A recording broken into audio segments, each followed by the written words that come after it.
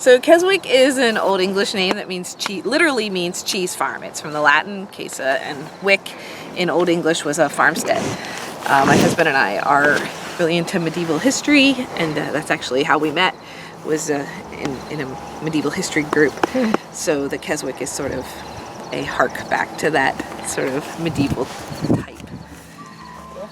And it's kind of, it's a little redundant because it's like cheese farm creamery, but my parents started milking cows in 1974, which was the year I was born. And so I've grown up milking cows. They moved here in 1978. We were conventional dairy for many years. They stopped using chemicals and pesticides in the mid-80s. We closed our herd in the mid-80s, which means we didn't bring any more cows in. So that's really great for disease control. If you're not bringing cows from who knows where, you're not bringing extra diseases in. In 1990, my mom switched our farm to rotational grazing for the sole purpose of trying to save the farm. The 80s were really hard on dairy farmers, which it'd be hard to say which is worse, the 80s or the 2020, but dairy farmers have cycles of very hard years, and so the 80s were bad. It's been bad recently too. So I have a dairy science degree from Virginia Tech. I returned home in 1997 from Tech, and all I wanted to do was milk cows. But to be a small grass-based family farm, somebody either has to work off the farm or you have to control your price, which is what we do here by making cheese. So from 97 to 2000, did a lot of research and testing in the whole concept, and 2001 we made our first batch of cheese in our little cheese plant. We started with raw milk aged cheeses, and in 2005 when Madeline was born, we added a pasteurizer and started doing yogurt and putting in pasteurized cheeses, and that's kind of where we've been since then. We've done iterations of up to 8 farmers markets a week. We're pretty happy with our 3.5 markets that we do a week right now. 2 in Washington, D.C., the Dupont Circle Market and Takoma Park. They're both on Sundays. We are at the Carlisle, the market, the Farmers on the Square in Carlisle every Wednesday. And we are right now at the Ship Market, which is kind of a short seasonal market. It ends the end of October, which is Thursdays in Shippensburg. We used to sell to a lot more restaurants, but because of the COVID, there's a lot less restaurants buying cheese. We do still have a few restaurants, 1794 in Carlisle, the John J. Jeffries in Lancaster are kind of our biggest supporters. Crosswater Distillery sells a little cheese for us. And then the Radish and Rye Food Hub, Talking Breads Farm, their shops sell cheese for us. And Beeman's Baked Goods has a little cheese refrigerator. We at one point were milking over 40 cows. We're at 30 right now and looking to go a few less yet. We're trying to find the right balance for the land, the people, the sanity. So these are heifers that were born in the spring. So at this point they are weaned. They're not on milk anymore. They just hanging out doing their thing. They're not old enough to be bred yet, so we group them by size because the big ones can be really pushy and aggressive and not share. So they're grouped by size. Once they get to about 14 months old or so, then they have free choice hay, and so then they can all just go in a group together, and even eventually the aggressive ones stop eating hay, or if they're grazing like they are across the road, that the aggressive ones can't control all the grass. Okay. That's the beauty of a grass-based system too, is the really aggressive, pushy cattle can't control the grass like they can a feeding area.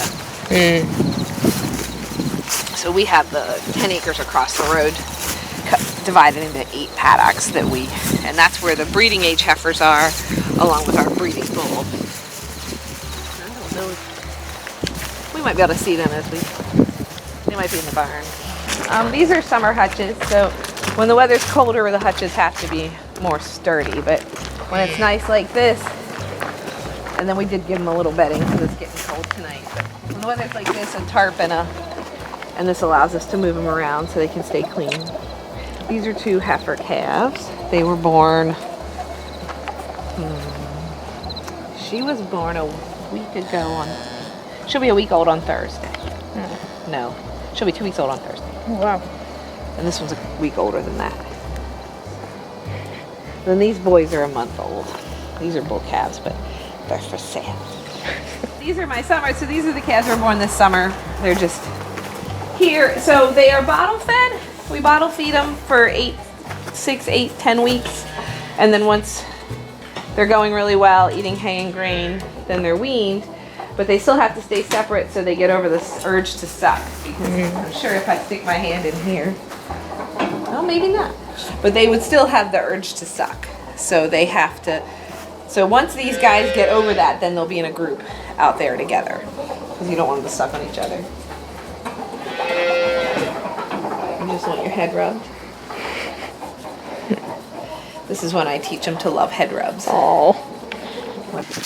Divided into like 20 paddocks that they will rotate through, one a day, ideally, which would give you like a 3-week. And then we have the hay fields back here that I temporary fence. So they were on the hay field. I guess they got tired. So yeah, so this is the Milky Parlor. It's a 4-stall side opening parlor. Very old fashioned. It was built in 1972. They come in one at a time and can milk 4 cows at a time. And right now it's set up to wash, so this is an automatic wash system. So these cups cover the milker, and then it runs hot water through the whole thing to wash.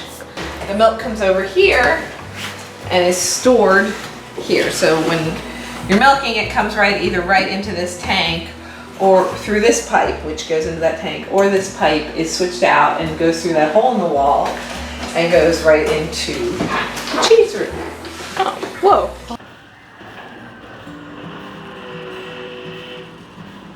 From cow to cheese, so the cows will come in the parlor and they're milked, and the milk will either go into the holding tank and be chilled, or it'll go right into the cheese vat. On cheese make days, which right now we make cheese 4 days a week, the milk then either goes into the vat for the raw milk cheeses, or it'll go into the pasteurizer for a pasteurized cheese, and that's done in 5-gallon buckets. The milk is either warmed to culture temperature or pasteurized and then cooled to culture temperature. We add culture. We add rennet, which is a coagulant that causes the milk to set. We then have a large curd that looks very similar to a block of tofu. We cut that into smaller pieces because the whole purpose of cheese is to dry milk out. So to preserve milk, you're drying it out. Cheese making actually uses all 3 methods of preservation: acidification, salting, and drying. And so we will cut it smaller, stir, and then either heat the curds or just stir the curds. And during that process, the little culture bacteria will grow and create that acidification. Once the pH is low enough, or the cheese is acid enough, then we add the salt to finish the drying process and to stop the little bacteria from doing their job. And then the cheese is either pressed into wheels or shaped some other way or drained. And then the cheese is either, if it's a fresh cheese that was pasteurized, it's packaged and ready to sell. If it's an aged raw milk cheese, then it will go to the aging room where it will either be washed or waxed or just turned on the shelves. This is the blue cheese that I've got in the hoops here. Cool. Blue suede moo. Over there draining is the bowl in 4 of the tubs, and then in the actual draining bags is quark. And behind me is brie, and the blue moons are the ones that are shaped a little differently. So that's the pasteurizer. Actually, yes, all these cheeses were in there at one point in time. Cool. So it heats the milk to pasteurization temperature, and then some of the cheeses we just make them right in here. The other vat is where we make the raw milk cheeses. We make those on a much larger scale. So, yeah, you missed the carting out of 19 very large heavy wheels. Yeah. So when the cheese is like the wallaby or the blue, when it comes off the wall, it comes out here, which is our cave. or the aging room.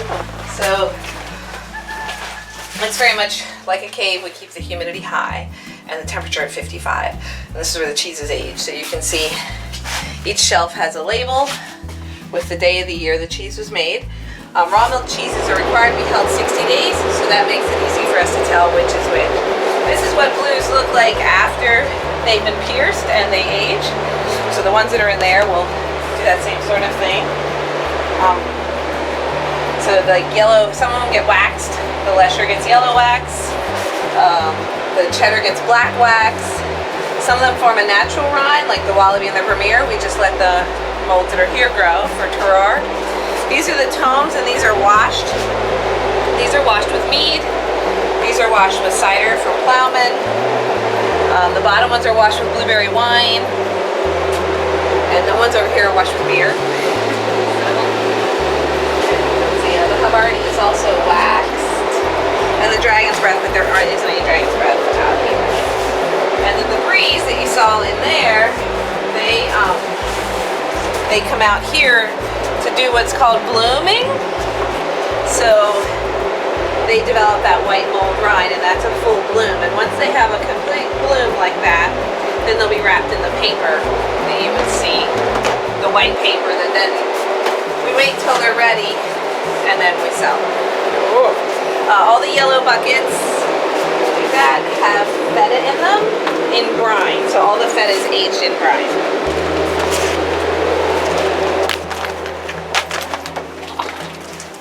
And then the other side is just your run-of-the-mill cold room.